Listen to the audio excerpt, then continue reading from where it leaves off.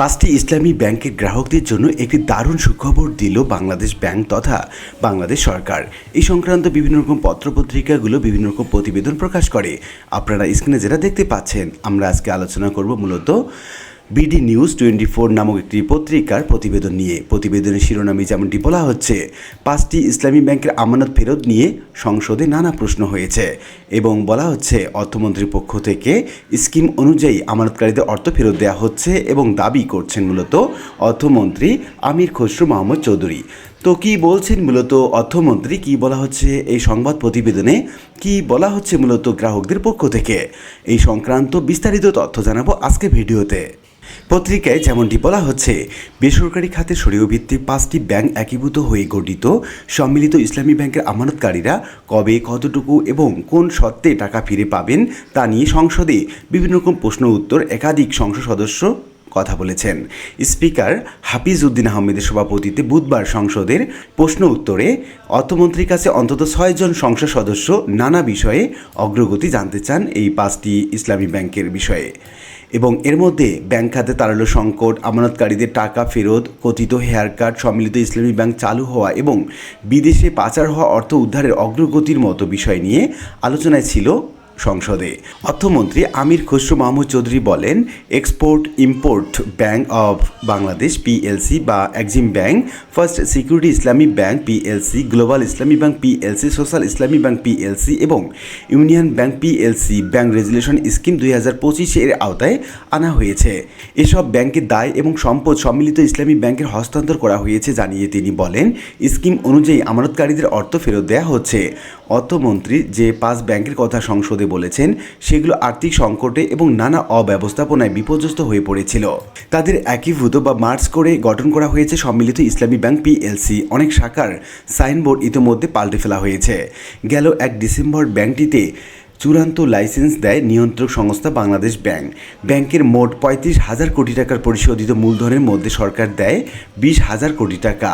এই ব্যাংকের গ্রাহকরা চাহিদা মতো আমানত ফিরে পাচ্ছেন না বলে অভিযোগ হয়েছে এবং এই অভিযোগের কথা বুধবার সংসদে তোলেন গোপালগঞ্জ 1 আসনে বিএনপি থেকে নির্বাচিত মোহাম্মদ সেলিমুজ্জামান মোল্লা।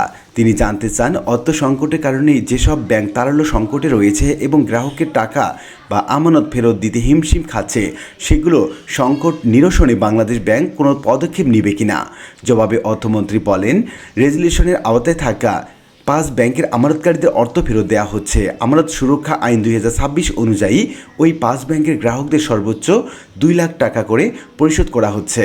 বর্তমানে আরও যেসব ব্যাংক তারল্য সংকটে রয়েছে, সেগুলোর বিষয়ে বাংলাদেশ ব্যাংকের বিভিন্ন বিভাগ কাজ করছে জানিয়ে তিনি বলেন, প্রয়োজন হলে ব্যাংক রেজুলেশন আইন 2006 অনুযায়ী ব্যবস্থা নেওয়া হবে ওইসব ব্যাংকের। চাঁপাইনবাবগঞ্জ 3 আসনে জামায়াতে ইসলামী সংসদ সদস্য মোহাম্মদ নুরুল ইসলাম সম্মিলিত ব্যাংকের সাধারণ আমানতকারীদের উপর বাংলাদেশ ব্যাংকের কথিত হেয়ার কাট কিংবা 2 বছরের মুনাফা কেটে রাখার নীতি বাতিল করে সম্পূর্ণ মুনাফা সহ আমানত ফেরতের পরিকল্পনা আছে কিনা তা জানতে চান। জবাবে অর্থমন্ত্রী বলেন, শরিয়া আইন অনুযায়ী ইসলামী ব্যাংকিংয়ে ব্যাংক মুনাফা করলে আমানতকারীরা মুনাফা পাওয়ার অধিকার হন। 2024-25 অর্থবছরে মুনাফা না করলেও আমানতকারীরা 4% এহসান হিসাবে দেওয়া হয়েছে। তবে হেয়ার কাট প্রত্যাহার হবে কিনা বা গ্রাহকরা পুরো মুনাফা পাবে কিনা সেই বিষয়ে কোনো সিদ্ধান্ত কিংবা সময়সীমা অর্থমন্ত্রীর জবাবে আসেনি। সংরক্ষিত আসনের বিএনপি সংসদ সদস্য রেহানা আক্তার বানু বলেন, 5 ব্যাংকের একীভূত হলেও এই গ্রাহকরা এখনও টাকা পাচ্ছেন না। এই অভিযোগ সত্য হলে সরকার কী পদক্ষেপ নেবে? এই প্রশ্নের জবাবেও অর্থমন্ত্রী গ্রাহকদের সর্বোচ্চ 2 লাখ টাকা করে পরিশোধ করার বিষয়টি তিনি তুলে ধরেন এবং বিএনপি সংরক্ষিত আসনে সংসদ সদস্য মোসাম্মদ শাম্মী আক্তার তারল্য সংকটের কারণে যেসব ব্যাংক এবং আর্থিক প্রতিষ্ঠান গ্রাহকের সঞ্চিত অর্থ ফেরত দিতে পারছে না, সেসব ব্যাংক বা প্রতিষ্ঠান থেকে গ্রাহকের অর্থ ফেরত নিশ্চিত করতে সরকার কী পদক্ষেপ নিয়েছে, এই বিষয়ে বিভিন্ন রকম প্রশ্ন করেন এবং জবাবে অর্থমন্ত্রী বলেন, গ্রাহকের অর্থ ফেরত দেওয়ার লক্ষ্যে বিভিন্ন সময় ব্যাংকগুলোকে বাংলাদেশ ব্যাংক জরুরি তারল্য সহায়তা দিয়েছে। 2026 সালের 15 জুন পর্যন্ত জরুরি তারল্য সহায়তা হিসাবে ব্যাংকগুলোকে 75,903 কোটি 11 লাখ টাকা দেওয়া হয়েছে।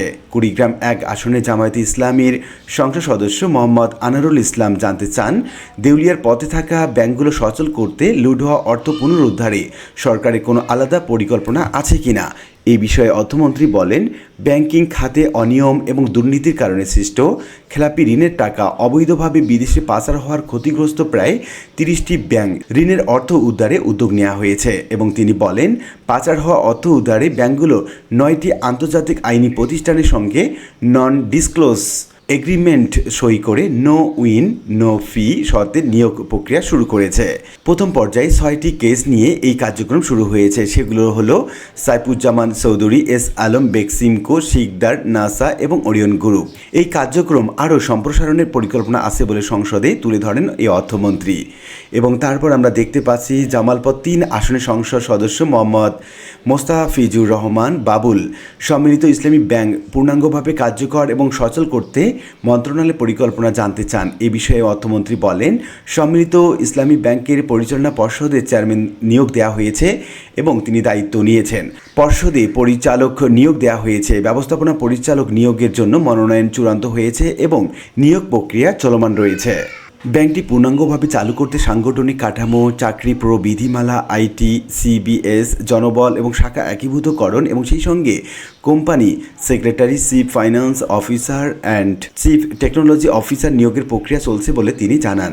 ব্যাংক রেজুলেশন অধ্যাদেশের আওতায় 5 শরীয়ভিত্তিক ব্যাংক একীভূত হয়।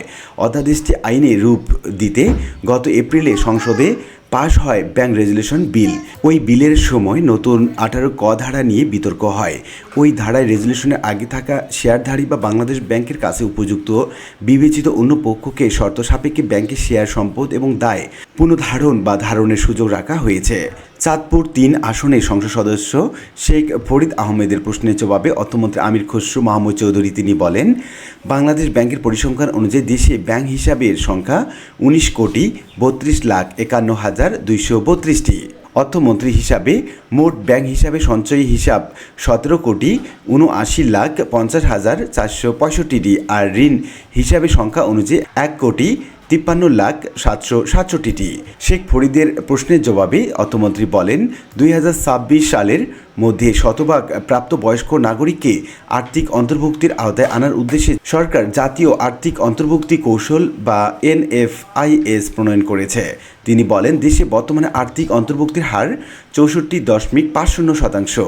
জামালপুর 3 আসনের সংসদ সদস্য মোস্তাফিজুর রহমান বাবুলের প্রশ্নের জবাবে আমির খসরু মাহমুদ চৌধুরী বলেন, 2026 সালের মার্চ পর্যন্ত বাংলাদেশ সরকারের বৈদেশিক ঋণের স্থিতি ছিল 78,233.448 মিলিয়ন ডলার। এর মধ্যে কনসেশনাল ঋণের অনুপাত 61.97% এবং নন কনসেশনাল ঋণের অনুপাত 38.03% বলে তিনি জানান। ময়মনসিংহ 8 আসনে সংসদ সদস্য লুৎফুল্লাহিল মাজিদের প্রশ্নের জবাবে অর্থমন্ত্রী বলেন, বর্তমানে রাজস্ব প্রদানকারী নিবন্ধিত ব্যক্তি বা প্রতিষ্ঠানের সংখ্যা 1,38,29,486। আগে অর্থ বছরে তুলনায় এই সংখ্যা 11.86% বেড়েছে। গাইবান্ধা 4 আসনের সংসদ সদস্য মোহাম্মদ শামীম কায়সারের প্রশ্নের জবাবে অর্থমন্ত্রী বলেন, 10,000 টাকা পর্যন্ত কৃষি ঋণ মওকুফের আওতায় চলতি অর্থবছরের 1,567 কোটি 96 লাখ টাকা বরাদ্দ দেওয়া হয়েছে। এতে দেশের 14,14,431 জন কৃষক উপকৃত হয়েছেন বলে তিনি জানান। সিরাজগঞ্জ 5 আসনের সংসদ সদস্য আমিরুল ইসলাম খানের প্রশ্নের জবাবে অর্থমন্ত্রী বলেন, বর্তমানে দেশে 63টি ব্যাংক, 11,226টি শাখা এবং 4,929টি উপশাখার মাধ্যমে পরিচালিত হচ্ছে। তো উল্লেখিত বিভিন্ন আলোচনা থেকে আমরা এটুকু বলতে পারি যে 5টি ইসলামী ব্যাংক বা একীভূত 5টি ইসলামী ব্যাংকের জন্য এটা একটা দারুণ সুখবর। সংসদে বিভিন্ন রকম সংসদ সদস্য এই ব্যাংকগুলো ঘুরে দাঁড়াবে কিনা, সম্পূর্ণ টাকা ফেরত পাবেন কিনা, এরকম বিভিন্ন রকম প্রশ্ন করা হয়েছে এবং অর্থমন্ত্রী এর মধ্যে ইতিবাচক বিভিন্ন রকম মন্তব্য দিয়েছেন, যেটা এই একীভূত 5টি ইসলামী ব্যাংকের একটি ইতিবাচক এবং ভালো ধারণা পোষণ করে এবং ব্যাংকটি সামনে ঘুরে দাঁড়াবে এবং সরকারি ব্যাংকের মতোই পরিচালিত হবে, পুরো দমে চালু হবে এই ব্যাংকগুলো। আশা করি বিষয়টি বুঝতে পেরেছেন। আজকে ভিডিওটি এ পর্যন্ত। এরকম নিত্য নতুন ভিডিওর আপডেট পেতে অবশ্যই চ্যানেলটি সাবস্ক্রাইব করে রাখবেন। দেখা হবে অন্য কোনো ভিডিওতে। সে পর্যন্ত সবাই ভালো থাকবেন। ধন্যবাদ।